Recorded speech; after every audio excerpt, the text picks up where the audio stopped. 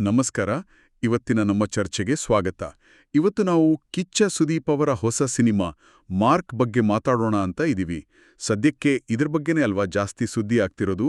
Cinema ಎಕ್ಸ್‌ಪ್ರೆಸ್‌ನಲ್ಲಿ ಒಂದು article ನೋಡಿದೆ. ಅಲ್ಲಿ ಗರ್ಜನೆಗೆ ರಾಗ ಸಿಕ್ಕಿದೆ, ಮುಷ್ಟಿಗೆ ತಾಳ ಸಿಕ್ಕಿದೆ ಅಂತ ಒಂದು ಕ್ಯಾಚಿ ಲೈನ್ ಹಾಕಿ ಮೊದಲ ಹಾಡಿನ ಬಗ್ಗೆ ಏನೋ ಸುಳಿವು ಕೊಟ್ಟಿದ್ದಾರೆ. ಈ ಚಿತ್ರದ ಮೇಲೆ ಯಾಕಿಷ್ಟು ಎಕ್ಸ್‌ಪೆಕ್ಟೇಷನ್? ಏನಿದ್ರ ವಿಶೇಷತೆ? ಸ್ವಲ್ಪ ಡೀಪಾಗಿ ನೋಡೋಣ. ಏನಂತೀರಾ? ಹಾ, ಖಂಡಿತ. ಮಾರ್ಕ್ ಸುತ್ತ ಒಂದು ರೀತಿ ಕ್ಯೂರಿಯಾಸಿಟಿ ಜಾಸ್ತಿನೇ ಇದೆ. ಅದಕ್ಕೆ ಕಾರಣಗಳು ಅಂದ್ರೆ ಸ್ಪಷ್ಟವಾಗೇ ಇದೆ ನೋಡಿ. ಒಂದು, ಸುದೀಪ್ ಅವರ ಹೊಸ ಲುಕ್. ಫಸ್ಟ್ ಲುಕ್ನಲ್ಲೇ ಅದು ಕಾಣಿಸ್ತು. ಆಮೇಲೆ ಇದು ಮ್ಯಾಕ್ಸ್ ಆದ್ಮೇಲೆ ಡೈರೆಕ್ಟರ್ ವಿಜಯ್ ಕಾರ್ತಿಕೇಯ ಜೊತೆ ಮತ್ತೆ ಮಾಡ್ತಿರೋ ಸಿನಿಮಾ ಅಲ್ವಾ? ಮತ್ತೆ ಮೂರನೇದಾಗಿ ಅಜನೀಶ್ ಲೋಕನಾಥ್ ಅವರ ಮ್ಯೂಸಿಕ್. ಇವು 3 ಪಾಯಿಂಟ್ಸ್ ಹೈಪ್ ಕ್ರಿಯೇಟ್ ಮಾಡಿದೆ. ಹೌದೌದು. ಆ ಗರ್ಜನೆಗೆ ರಾಗ, ಮುಷ್ಟಿಗೆ ತಾಳ ಅನ್ನೋ ಲೈನ್ ಕೇಳಿದ್ರೇನೆ ಅಂದ್ರೆ ಏನೋ ಒಂದು ಹೆವಿ ಪವರ್ಫುಲ್ ಹಾಡಿರ್ಬೋದಾ ಅಥವಾ ಒಂಥರ ಮಾಸ್ ಆಂಥಮ್ ತರನಾ? ಇರ್ಬೋದು, ಖಂಡಿತ ಇರ್ಬೋದು. ಅಜನೀಶ್ ಲೋಕನಾಥ್ ಅವರ ಮ್ಯೂಸಿಕ್ ಅಂದಾಗ ನೀವು ಹೇಳಿದ ಹಾಗೆ ಸುದೀಪ್ ಅವ್ರ ಜೊತೆ ಆ ಕಾಂಬಿನೇಷನ್, ವಿಕ್ರಾಂತ್ ರೋಣದ ಬ್ಯಾಕ್ಗ್ರೌಂಡ್ ಸ್ಕೋರ್ನಲ್ಲಿ ಅದು ವರ್ಕ್ ಆಗಿತ್ತು ದೊಡ್ಡ ಮಟ್ಟದಲ್ಲಿ. ಎಕ್ಸಾಕ್ಟ್ಲಿ. ಅದೇ ಒಂದು ಎನರ್ಜಿ, ಅದೇ ಒಂದು ವೈಬ್ ಇಲ್ಲೂ ಇರುತ್ತಾ ಅಂತ ನಿರೀಕ್ಷೆ ಶುರುವಾಗಿದೆ. ಹೌದು, ಆ ಸಾಧ್ಯತೆ ಅಂತೂ ಖಂಡಿತ ಇದೆ. ಅಜನೀಶ್ ಅವರು ಮಾಸ್ ಮತ್ತೆ ಕ್ಲಾಸ್ ಎರಡನ್ನೂ ಹ್ಯಾಂಡಲ್ ಮಾಡ್ತಾರೆ. ಈಗಾಗಲೇ ಅನೌನ್ಸ್ ಮಾಡಿದ್ದಾರೆ ನೋಡಿ, ಅಕ್ಟೋಬರ್ 6ಕ್ಕೆ ಫಸ್ಟ್ ಸಿಂಗಲ್ ರಿಲೀಸ್ ಅಂತ. ಸೊ ಬಹುಶಃ ಅದು ಚಿತ್ರದ ಟೋನ್ ಹೇಗಿರುತ್ತೆ ಅನ್ನೋದಕ್ಕೆ ಒಂದು ಗ್ಲಿಮ್ಸ್ ಕೊಡಬಹುದು. ಅಕ್ಟೋಬರ್ 6. ಸರಿ. ಇನ್ನು ಪ್ರೊಡಕ್ಷನ್ ಬಗ್ಗೆ ಹೇಳೋದಾದ್ರೆ ಟಿ.ಜಿ. ತ್ಯಾಗರಾಜನ್ ಅವರ ಸತ್ಯ ಜ್ಯೋತಿ ಫಿಲ್ಮ್ಸ್ ಮತ್ತು ಕಿಚ್ಚ ಕ್ರಿಯೇಷನ್ಸ್ ಅಂದ್ರೆ ದೊಡ್ಡ ಬ್ಯಾನರ್ಗಳೇ ಸೇರಿವೆ. ಹೌದು, ಅದು ಕೂಡ ಚಿತ್ರದ ಸ್ಕೇಲ್ ಬಗ್ಗೆ ಒಂದು ಇಂಡಿಕೇಶನ್ ಕೊಡುತ್ತೆ.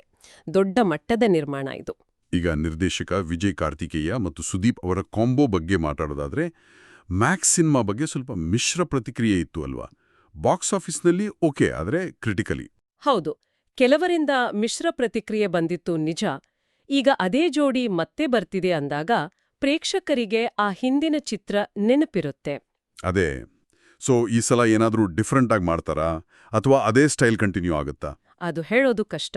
ಮ್ಯಾಕ್ಸ್ ಒಂದು ಆಕ್ಷನ್ ಡ್ರಾಮಾ ಆಗಿತ್ತು. ಮಾರ್ಕ್ ಕೂಡ ಬಹುಶಃ ಅದೇ ಜಾನರ್ನಲ್ಲಿರ್ಬೋದು ಅಂತ ಸುದ್ದಿ ಇದೆ. ಆದ್ರೆ ಪ್ರತಿ ಸಿನಿಮಾದಲ್ಲೂ ಏನೋ ಹೊಸತನ ತರಕ್ಕೆ ಟ್ರೈ ಮಾಡ್ತಾರಲ್ವಾ? ಬಹುಶಃ ಹಿಂದಿನ ಅನುಭವದಿಂದ ಇದರಲ್ಲಿ ಇನ್ನಷ್ಟು ಏನೋ ಬೆಟರ್ಮೆಂಟ್ ಇರ್ಬೋದು. ಟೆಕ್ನಿಕಲ್ ಟೀಮ್ ಕೂಡ ಸ್ಟ್ರಾಂಗ್ ಇದೆ ಅಂತ ಅನ್ಸುತ್ತೆ. Shekhar Chandra camera, Shivakumar art direction, Ganesh Babu stunts. ಅನುಭವಿಗಳ ತಂಡನೇ ಇದೆ. ಹೌದು, ತಾರಾಗಣದಲ್ಲೂ ಅಷ್ಟೇ. ನಿಶ್ವಿಕಾ ನಾಯ್ಡು, ರೋಶಿನಿ ಪ್ರಕಾಶ್, ಅರ್ಚನಾ ಕೊಟ್ಟಿಗೆ, ನವೀನ್ ಚಂದ್ರ, ದೀಪ್ ಶಿಖಾ, ಹೀಗೆ ಒಳ್ಳೆ ಕಾಸ್ಟಿಂಗ್ ಇದೆ. ಎಲ್ಲಕ್ಕಿಂತ ಇಂಟ್ರೆಸ್ಟಿಂಗ್ ಅಂದ್ರೆ release date announcement December 25, Christmas ಹಬ್ಬಕ್ಕೆ. ಆದ್ರೆ ಅದೇ ದಿನ ಶಿವರಾಜ್ ಕುಮಾರ್ ಮತ್ತೆ ಉಪೇಂದ್ರ ಅವರ 45 ಕೂಡ ಬರ್ತಿದೆ ಅಂತ.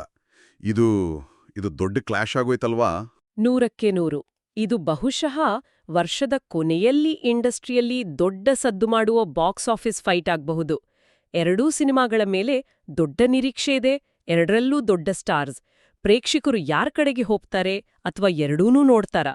ಇದು ನಿಜಕ್ಕೂ ಒಂದು ಕ್ಯೂರಿಯಾಸಿಟಿ ಹುಟ್ಟಿಸಿದೆ. ಖಂಡಿತ. ಚಿತ್ರತಂಡಕ್ಕೆ ಇದೊಂದು ದೊಡ್ಡ ಚಾಲೆಂಜ್ ಕೂಡ. ಹೌದು.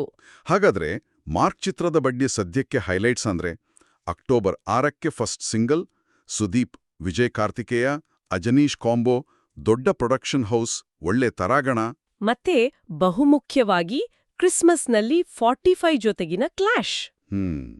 ಈ ಎಲ್ಲದರ ಮಧ್ಯೆ ಸುದೀಪ್ ಅವರು ಈ ಪಾತ್ರದಲ್ಲಿ ಹೇಗೆ ಕಾಣಿಸ್ಕೊಳ್ತಾರೆ, ತಮ್ಮನ್ನು ಹೇಗೆ ಪ್ರೆಸೆಂಟ್ ಮಾಡ್ತಾರೆ ಅನ್ನೋದೇ ಎಲ್ಲರ ಫೋಕಸ್ ಈಗ.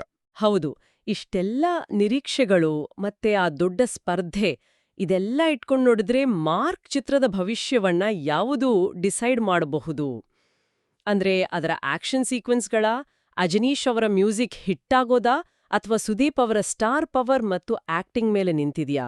ಈ ಮೂರರಲ್ಲಿ ಯಾವುದು ಪ್ರೇಕ್ಷಕರನ್ನ ಜಾಸ್ತಿ ಥಿಯೇಟರ್ ಕಡೆಗೆ ಟಾಣುತ್ತೆ ಮತ್ತು ಈ ಕ್ಲಾಶ್ನಲ್ಲಿ ಸಿನಿಮಾವನ್ನ ಮುಂದೆ ನಿಲ್ಲಿಸುತ್ತೆ ಅನ್ನೋದೇ ಅದೇ ಈಗಿರೋ ದೊಡ್ಡ ಪ್ರಶ್ನೆ ಅಂತ ನನಗನ್ಸುತ್ತೆ.